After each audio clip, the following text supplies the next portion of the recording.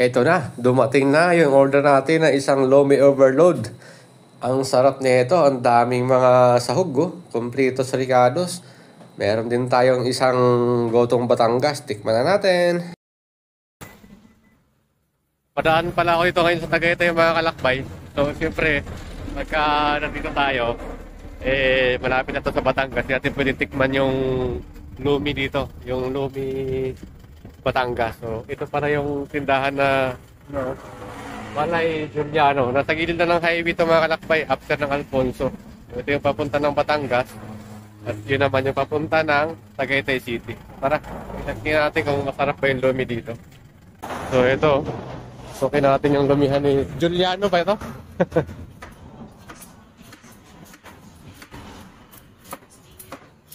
Balay Juliano pala ito. Willis, oh.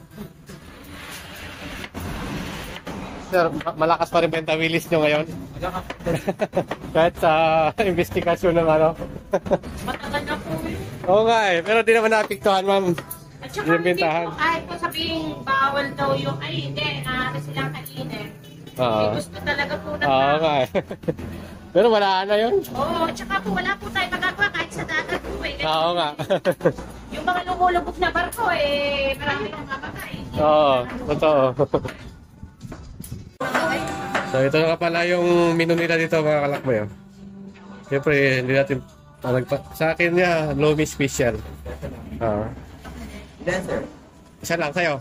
Lomi din? Lomi Goto. Lomi. Dalawa na yan. Sa'yo Goto? Goto sa akin. Tsaka isang Goto. Ang dami nilang pagkain. Meron pa silang special bulalo. 450 lang. 144 na siguro yan. Maraming pagpipilian mga kalakbay. Kaya kung nagawin kayo ng Tagaytay, daanan nyo itong Balay Juliano.